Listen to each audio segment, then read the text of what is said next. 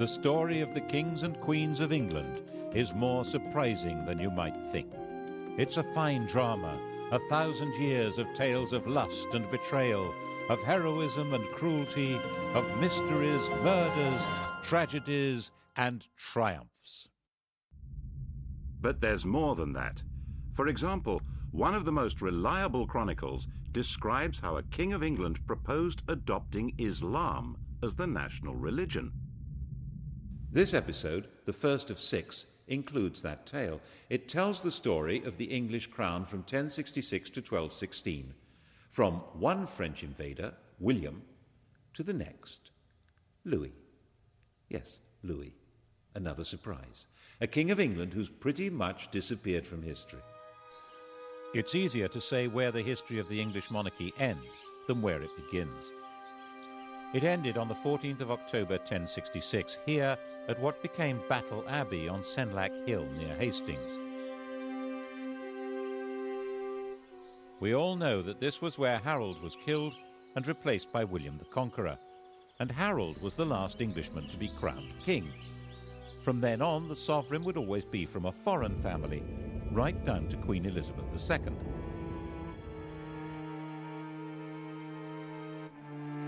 So a history of the kings and queens of England isn't like the history of kings and queens anywhere else in the world.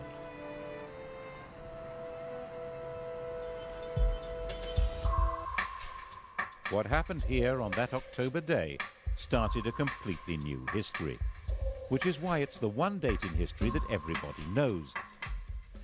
1066. The story of that day was spelled out in a strip cartoon, the Bayeux Tapestry, probably stitched for William's brother Odo. Here's our hero's first appearance in the story. That's William, Duke of Normandy, about 37 years old in 1064.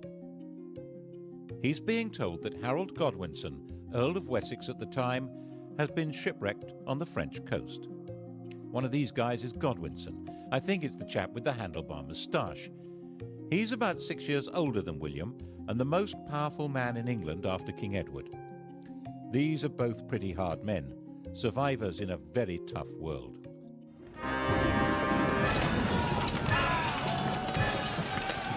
William spent his whole life fighting for survival and was good at it. By the time he was 20, he'd established complete control over Normandy. From then on, he was fighting to hang on to what he had. He got Harold to help him in one of those battles, capturing Mont Saint-Michel. And then, apparently as the price of letting him go home, had Harold swear to support him in becoming the next King of England. Which, as the tapestry very clearly shows, is not what happened.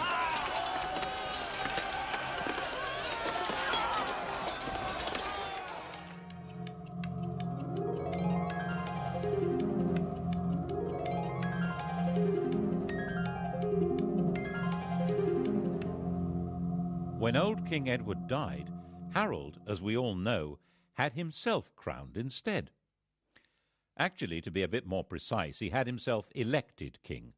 The crown of England in those days was not inherited, but awarded. In William's view, this had all gone very badly wrong, so he set about putting it right. The Norwegian ruler, Harald Hardrada, took a similar view. There was an old Norwegian claim to England, which he decided to revive by launching an invasion of his own. Their two fleets arrived within a few days of each other, one in the north of England, one in the south. Both fleets were probably about the same size, about 500 ships. King Harold rushed north and destroyed Hardrada's army. Only about 34 ships made it back to Norway. Then he rushed south, and this time, of course, he failed to pull it off. We don't know for sure that the man with the arrow in his eye is Harold, but he certainly died at the battle. He and his axe-wielding, spear-carrying army of Danish and Anglo-Saxon noblemen were simply swept away. In their place were the new rulers of England, Normans on horseback, and William was their master, master of the country. He owned it.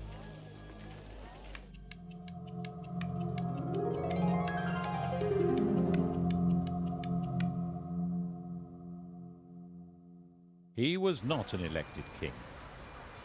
When he went to London to be crowned on Christmas Day, the population, thinking that was their duty now, tried to elect him. They acclaimed him with loud shouts. The Normans, not knowing what was going on, thought this was some kind of uprising.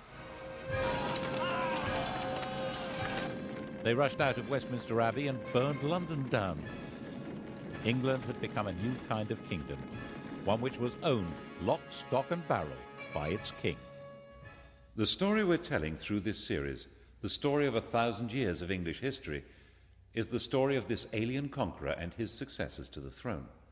It's the story of how they changed England and changed with it, eventually turning into puppet rulers, symbols of power they cannot wield, and how in that transformation they survived through tides of revolution and republicanism, so that today, while they're not quite the only surviving royals in Europe, they alone still lay claim to majesty.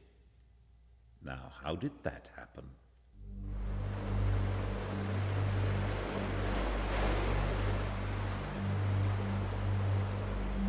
The story of William's reign is really the story of a warrior lord taking all power into his hands. He confiscated all the privately owned land in the country. Its new occupiers were tenants of the king, bound to him. People of the north of England, with their Viking capital at York, were much more bound to Scandinavia than to Normandy. They refused to submit. He punished them by destroying all animals and all crops between York and Durham. According to the chronicles, he celebrated Christmas 1070 in the ruins of York.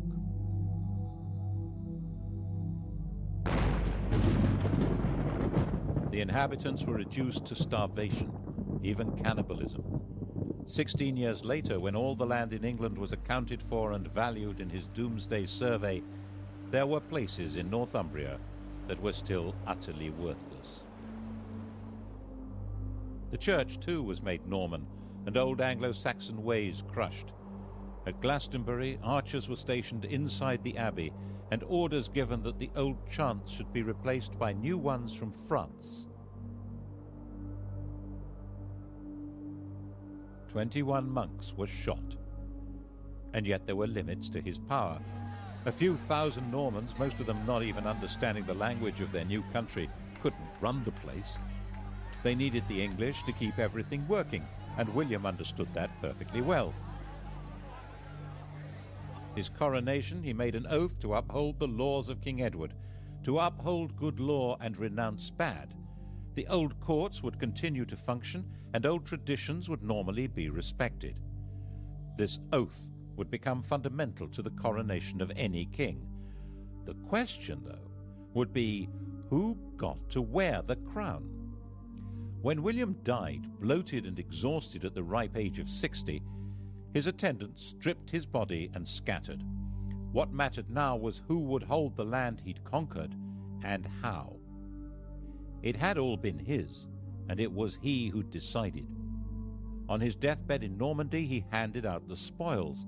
He gave his eldest surviving son, Robert, his Duchy of Normandy, but it was the younger son, the red-haired William Rufus, who the conqueror willed should be acclaimed King of England.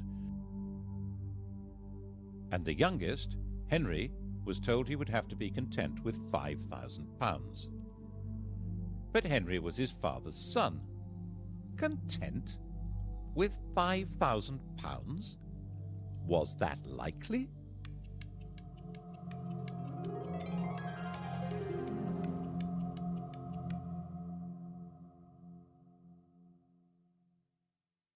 The key to the plotting that followed was that, of course, none of the brothers was content. Henry stirred the brew of resentment that made Robert try to take the kingdom of England from William, and William try to take the Duchy of Normandy from Robert. And Henry was always changing sides, weakening them both.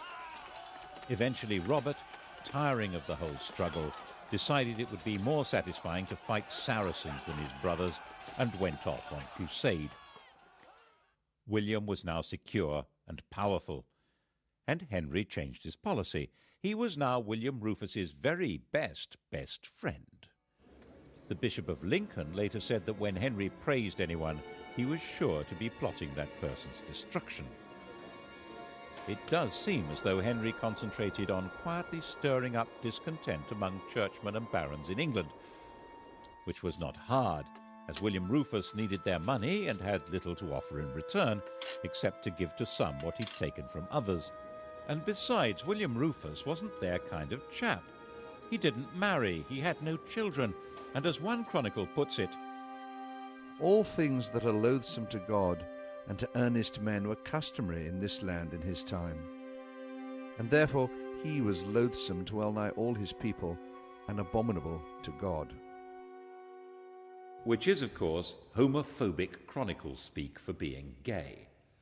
On the 2nd of August, in the year 1100, both William and Henry were hunting separately in the New Forest.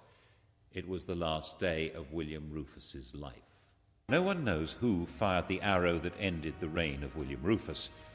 His companion Tyrrell immediately fled and disappeared abroad.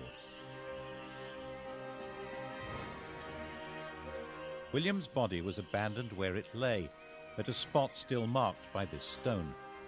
The next day, local peasants took it in a cart to Winchester. Henry had arrived before them. Winchester was where the royal treasure was kept. He demanded the treasury keys from the guards. They refused to hand them over, saying that Robert, his elder brother, was the rightful heir. Henry drew his sword and declared that no one should stand between him and his father's sceptre. Resistance collapsed, and when the peasants arrived with their cart, the lords of England were busy electing Henry as their king, the first elected ruler of England since Harold Godwinson.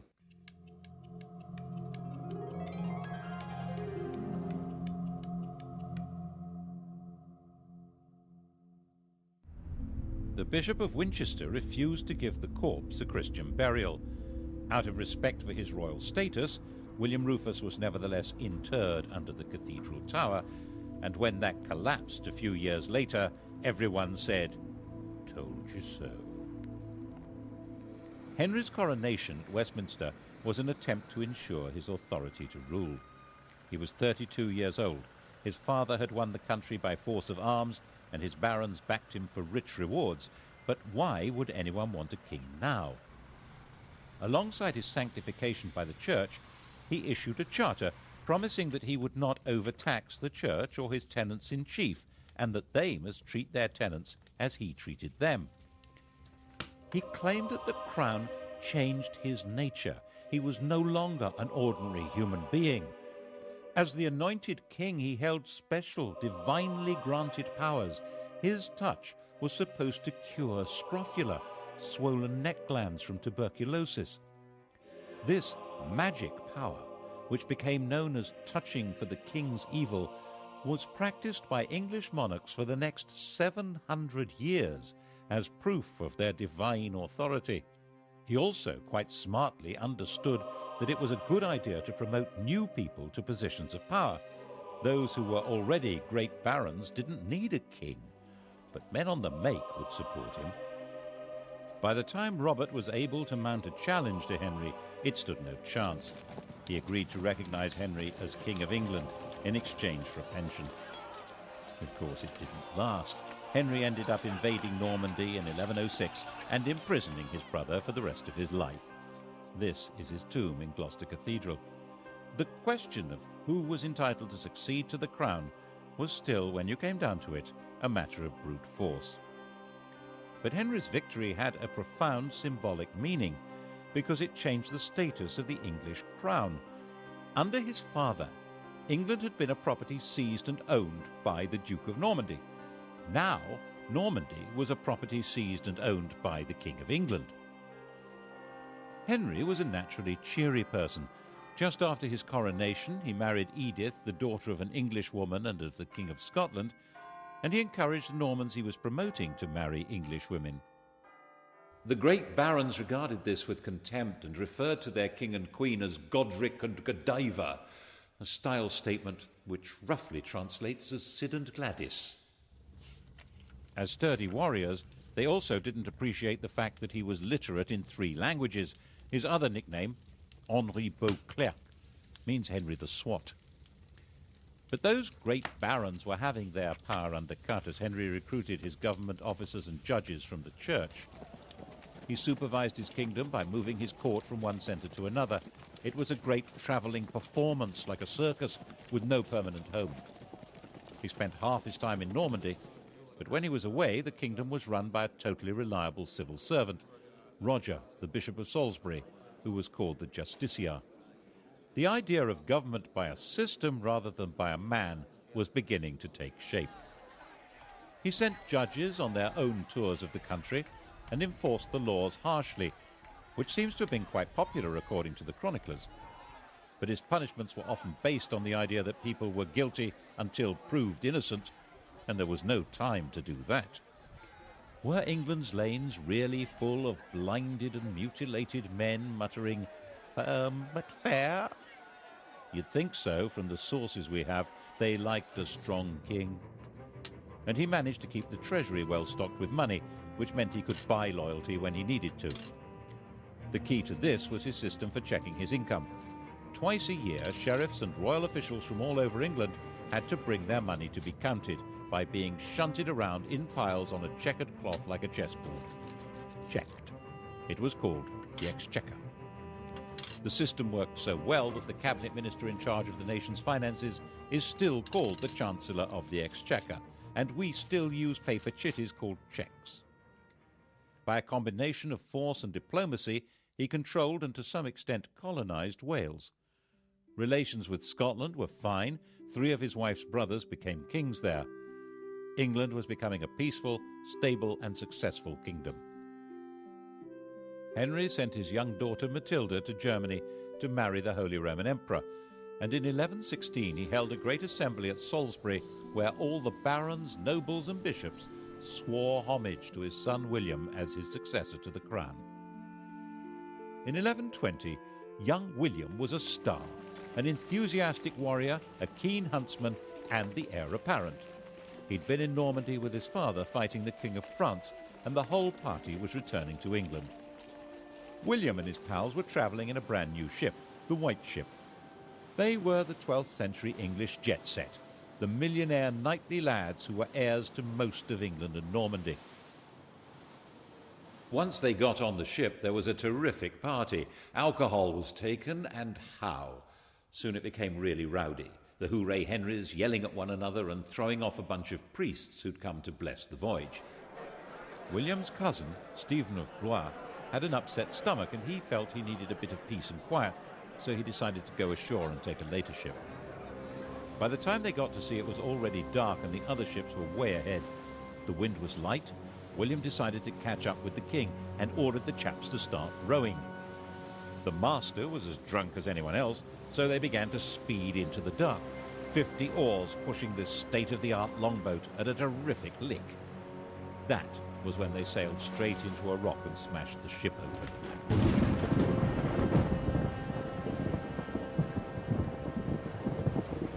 The rock off Barfleur was a well-known hazard to navigation.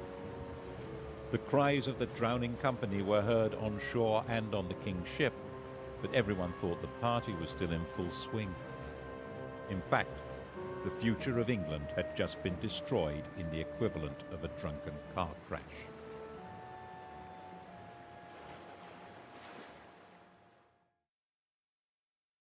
It's said that Henry never smiled again.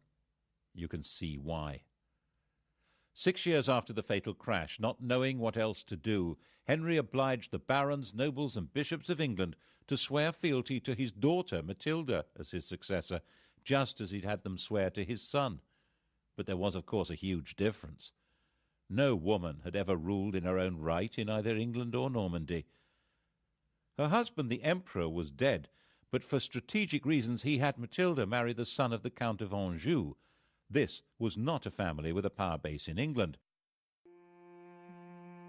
Henry's sleep was filled with nightmares of peasants and barons complaining that he'd failed them all. And then Henry went and died of a surfeit of lampreys. How does that happen? A lamprey is a parasitic fish that looks as if it belongs in a bush tucker trial. Henry loved them. His doctor had put him on a diet that involved not eating lampreys, and he got a fever and died after ignoring the advice. And the doctor said, as doctors do, "I warned him." By the time Henry died in 1135, it was all falling apart.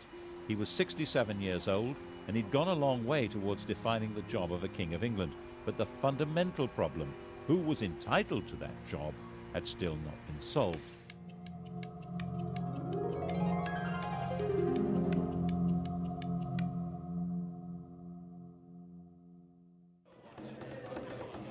Matilda was in Anjou with her husband, and then up popped Stephen of Blois, who sailed from Normandy to England and claimed the crown. Stephen, who had been saved from drowning on the White Ship by an urgent need for a lavatory. He was the son of Henry's sister, a legitimate grandson of William the Conqueror. He'd also been the leading baron to swear fealty to Matilda as the heir apparent, but that was then, and this was now. He was 38 years old, backed by his very tough mother, and one of his brothers was the Bishop of Winchester with the keys to the royal treasury. The wife of the Count of Anjou was not a popular choice with the barons. Stephen was a Norman. Besides, he seemed a malleable sort of chap, brave enough and high-spirited. He was also generous, courteous and affable, and would probably do as he was told, which was, of course, a recipe for disaster. Stephen was crowned by the Archbishop of Canterbury at Westminster on Christmas Day 1135. He issued what was now the traditional coronation oath, promising to respect the old laws and be nice to everyone. According to the Anglo-Saxon Chronicle, when they saw that the king was a good-natured and kindly man who inflicted no punishment, they committed all kinds of terrible crimes. All had done homage and sworn oaths of fealty, but none were kept. Meanwhile, Matilda was enraged and, of course, had her own supporters. England was moving rapidly to civil war. Stephen was insecure. He surrounded himself with people from near Blois, Flemings, which didn't go down well with the barons. He bought loyalty until he'd emptied the treasury, and then began confiscating property so that he could pay his supporters. By the time Matilda landed to claim her throne in 1141, Stephen was trying to put down rebellion after rebellion. He was a brave, even ferocious fighter, but his support melted away, and he was captured in a battle at Lincoln. Stephen was Matilda's prisoner. A church council declared that he was deposed by the manifest judgment of God and recognized Matilda as queen. Matilda proceeded to Westminster and was all set to be crowned. And then something went peculiarly wrong. Something that carries an extraordinarily clear message about the job of being the monarch of England. All Matilda's understanding of monarchy had been learned in Germany, where she'd been empress since she was 12 years old. She had been popular and successful there. After the emperor's death, when Henry I had brought her back to England, some German princes of the empire followed her to demand her back as their sovereign. But the sovereignty she had learned was absolute power. The emperor's will was law. The only possible higher law was the church. That was not how it worked in England. Even the conqueror had promised at his coronation to respect the laws of England. But Matilda flatly refused. She didn't need a coronation to be queen. In her view, she already was. She behaved imperiously, which might mean magnificently in German, but meant intolerably in English. And when the citizens of London petitioned her for a renewal of King Edward's laws, she not only refused to listen, but demanded a heavy tax from them. So they threw her out. Stephen was released from prison and resumed his battered kingship. In fact, he had a second coronation. Matilda roamed around the Midlands and the West Country fighting for a throne that she was entitled to, but could never have. In 1143, just before Christmas, Stephen finally had her trapped and starving in Oxford Castle. But unbelievably, Matilda and 3 knights got away. It had snowed, and that night, dressed entirely in white, they dropped over the walls to the frozen water below. They moved, silent and invisible in the fresh snow, right through Stephen's camp. It was another 5 years before Matilda gave up and returned to Normandy. But she simply handed the torch to her son Henry, who came to England when he was 16 to carry on the struggle. And so the fighting went on, year after year, and the country was in effect without law and without government. As the Anglo-Saxon Chronicle said, castles were filled with devils and evil men. Christ and all his saints were asleep. Stephen naturally intended his own son Eustace to succeed him, but in 1153 both Eustace and Stephen's wife fell ill and died. Stephen had had enough. At the end of the year, Stephen and Henry rode together into London. There the king proclaimed a new foundation for the kingdom. Henry was now his own adopted son and would be his successor as King of England. Although Stephen would remain king for life, Henry would take over the government immediately.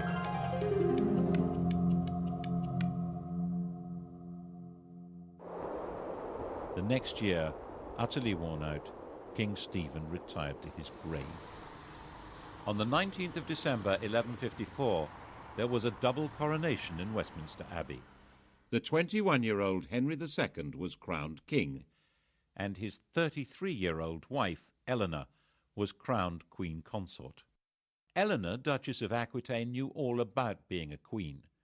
When she was 15, orphaned and the richest damsel in France, she was married to the heir to the French throne, and a few days later the pair became King and Queen of France. The King of France was a saintly figure with perhaps a rather low sex drive. Eleanor came from a family of lordly troubadours, whose court was dedicated to interesting love affairs. She later said that she thought she'd married a man, but had married a monk.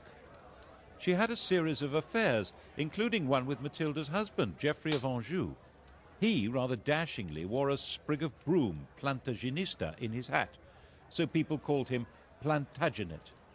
Eventually, all the Angevins, the whole family line, wore it on their crest. She then had an affair with Geoffrey's son, the attractive young Henry, a bright, well-educated athlete with vitality, intelligence, freckles, and money.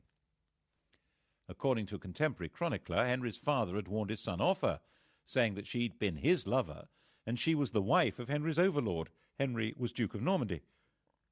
But Geoffrey died in 1151, and in 1152, Henry got Eleanor pregnant. Louis, who probably didn't know that detail, had their marriage annulled, and she married her toy boy. Of course, she did all she could to encourage his efforts to become King of England and make her a queen again. The coronation of 1154 must have been most satisfying for her. He didn't make his mother's mistake of claiming to be above the law. Instead, maintaining proper form, he issued a charter confirming all the liberties that were in force under his grandfather, Henry I. The combination of his lands and Eleanor's meant that this King of England ruled more than half of France, though as the vassal of the French king. It would have been too much for almost anyone. But Henry was a man of extraordinary restless energy, who travelled vigorously round his realms and would order his court to hit the road with no notice whatever. He got England up and running with astonishing speed. He had all newly built castles destroyed so that individual lords could not stand against him, and got the law functioning again. He organised government into ministries, with the Chancellor of the Exchequer playing the role we would now recognise as Prime Minister. The chap in question was the son of a London merchant. He was Henry's closest friend and colleague. They joked and drank together, and he lived as the greatest lord in the country, Thomas Becket. Between them, they reformed the currency, finance, government, and began the changes in the judicial system that would lead to the system of trial by jury. England was beginning to develop a commercial life. Towns were growing, the population was becoming better educated. The new system for running royal courts asked groups of local people, often peasants, to report and decide the facts of the case. The system that had worked for the conqueror, allowing the people to run their own country, was at the heart of Henry's way of getting everything up and running again. Perhaps that was why he needed a Londoner at the heart of his government. The next stage in his reforms was to reduce the power of the church, which had become the only functioning judicial institution during the chaos of Stephen's wars. Anyone accused of a crime who could read a line of Latin was deemed to be a churchman. That made them immune from the royal court. They could only be judged and punished by the church. Of course, the church wouldn't agree to give up its privileges, so when the Archbishop of Canterbury died in 1162, it seemed a smart idea to install Thomas as the new archbishop. Then he would deliver the church to Henry. Actually, it seemed a pretty terrible idea to Matilda, who warned Henry not to do it. What did his mother know? Look what a mess she'd made of things. Eleanor was also against it, and she hadn't made a mess of anything. She'd been a very competent regent when Henry had been abroad, and must have seen what Henry had not seen, that Thomas Becket's driving force was not loyalty to Henry. Oh, surely not. She was just jealous that Henry spent more time with Thomas than with her. Henry was sure it was a really good idea. Of course, it was a really bad idea. Why did Becket become fanatically committed to the church as soon as he got the job? Why did he wear Hessian underwear with lice and lash his body? Why did he oppose the king's plans more fiercely than any other bishop? He ended up excommunicating the bishops of London and Salisbury and sacking the Archbishop of York for not opposing the king. He'd already acquired all the earthly power and wealth possible. Now he had a bigger ambition. He was arguing that the church must rule everyone, including the king. This was especially dangerous as Becket was hugely popular. Henry was given to rages, and the situation was bound to enrage him. Who will rid me of this turbulent priest? On the 29th of December 1170, 4 of Henry's loyal knights did just that. Slicing off the top of his head at the altar of his cathedral, in the words of an eyewitness, the red of the blood mixed with the white of the brains, like white of the lily and the red of the rose. This was shocking. Henry had to distance himself from Becket's murder and win the hearts and minds of his subjects.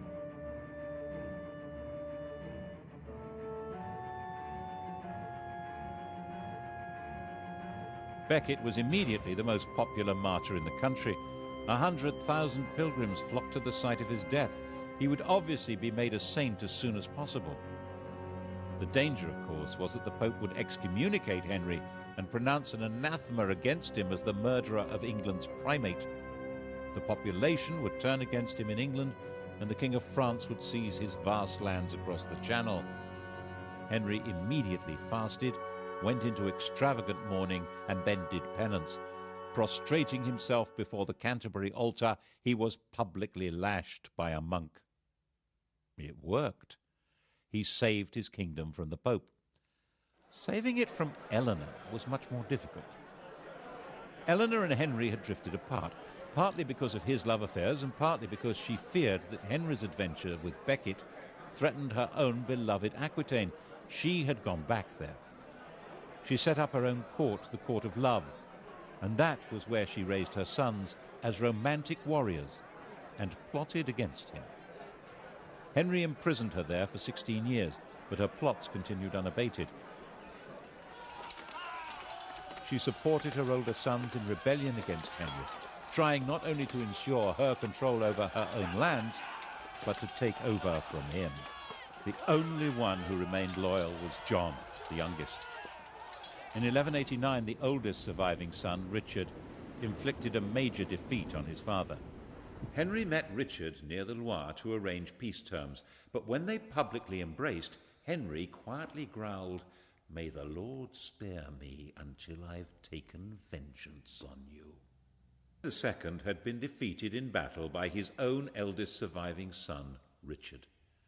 Only one of his sons had remained loyal, the youngest, John. Back in his own chateau, Henry asked for all Richard's supporters to be read out. The first name on the list was John's. Henry was heartbroken. He died in delirium a few days later.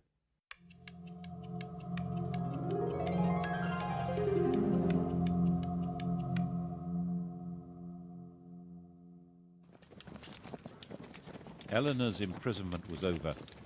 Henry had recognized Richard as his heir, and Richard intended Eleanor to rule England. He had more important things to do. Crusade.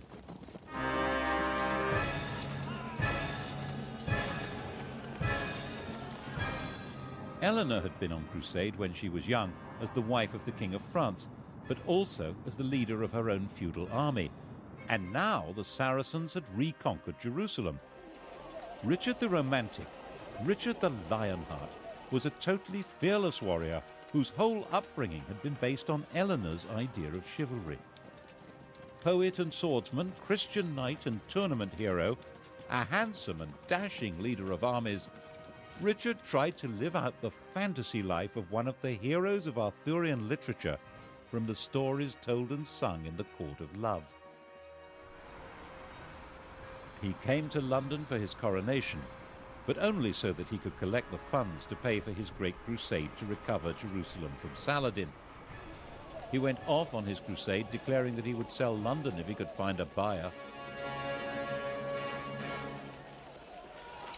The crusade itself, the Third Crusade, was a sequence of great heroic and daring actions that completely failed to conquer Jerusalem, associated with bursts of extreme brutality.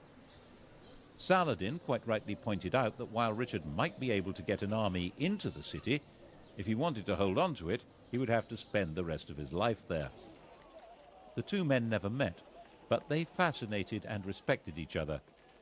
When Richard was ill, Saladin sent his doctor. The final truce ensured that Christian pilgrims would be free to visit the Holy City. But that had actually been Saladin's policy before the crusade even began. Richard typically decided to make the journey home in 1192 into an adventure, travelling alone and in disguise. That was how he got captured and ended up imprisoned by Duke Leopold of Austria, a man he'd repeatedly insulted during the crusade. The King of England had been found in an inn in Vienna, unconvincingly disguised as a kitchen knave. The ransom Leopold demanded was £100,000, about 8 years' income to the exchequer. Richard's recklessness was crippling for the kingdom and eventually fatal for him. As a storybook hero, he always seems to have expected a happy ending and would sometimes even forget to put on armour. That was how he got killed in the end, taking a stupid chance at an unimportant siege in 1199. A crossbow bolt wound became infected. While he was dying, the man who'd loosed the shot was captured and delivered to him, and Richard carried on behaving as though he was in a storybook, making a great gesture of releasing the man and giving him money. Richard had no heir. He named his brother, the 32-year-old John, as his successor. Richard, aged 41, died in his mother's arms, England's hero king, who detested the country and had spent 6 months of his reign there. And the man who'd killed him was rearrested and flayed alive.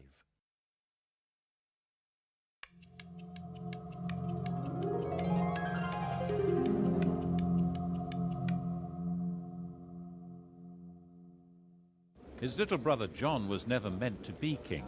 His father had called him John Lackland because there was originally no part of the huge Angevin empire left for him.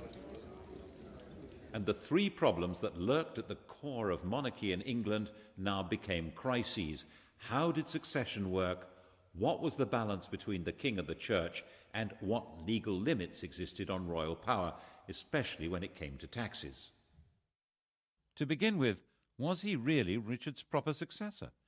One of his elder brothers, Geoffrey, had died leaving a son, Arthur, and there were barons in Anjou and Maine who argued that this 13-year-old was the proper successor.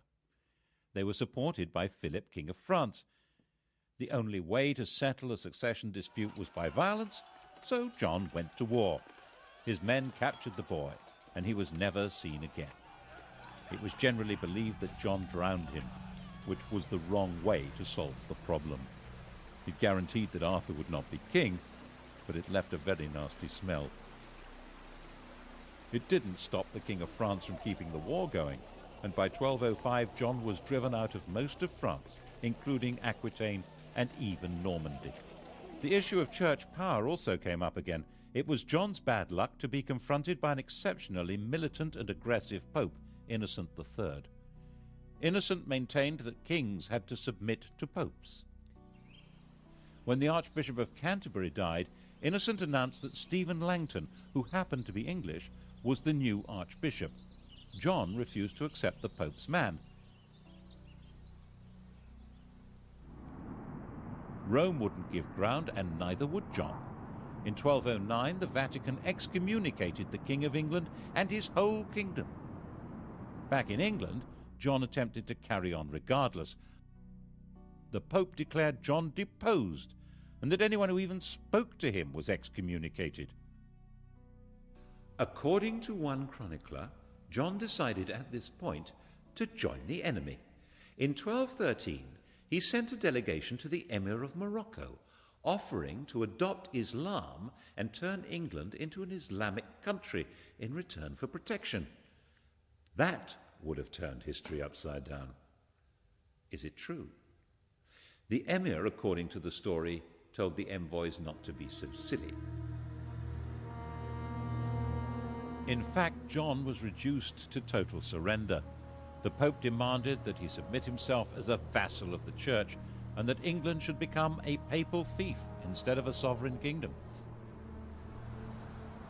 So in 1213, Stephen Langton, the new Archbishop of Canterbury, took up his post as a representative of the new overlord of England. In that capacity, he decided to sort out the third issue, the limits of the king's power over his subjects. Barons were now virtually an organised political party. This is the seal of the Barons of London. Langton presented them with a charter issued by Henry I and suggested that they demand something along the same lines but a bit clearer: the Magna Carta. This famous document was signed in June 1215. John and Richard had both tried to meet their costs by massive increases in feudal dues and legal charges, and most of the Magna Carta is an effort to reverse these.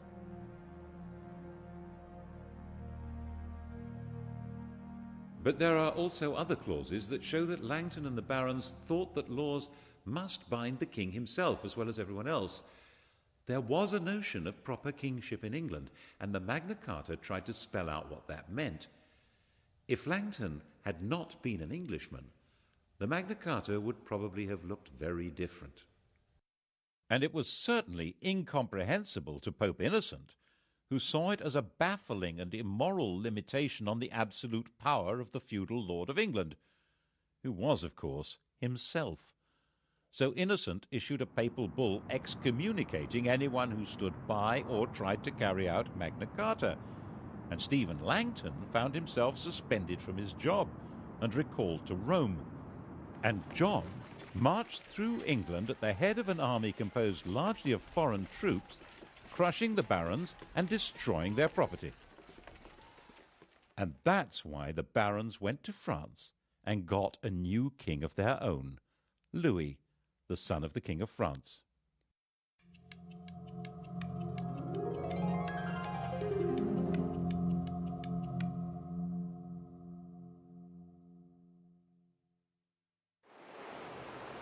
And so came the second French invasion of England in 1216. It was about the same size as the invasion of 1066, and Louis landed unopposed. He was greeted with general enthusiasm and was hailed as King of England in a high mass at St. Paul's Cathedral. He set up his own government, and his army began its pursuit of John's dwindling forces. John was assembling an army to stage the great final battle, and was travelling along the seashore from Lynn to Lincolnshire. A miscalculation of the tide was all he needed. His whole baggage train was washed away, including his treasure and the crown jewels. Distraught, broken, he made his way to an abbey at Swineshead, where he was comforted with the monk's latest experiment in beer making, which seems to have brought on dysentery, fever, and death. Louis I and last The king no one's ever heard of now controlled most of the country, but the story of what happened to him and how his memory was erased has to wait for the next episode.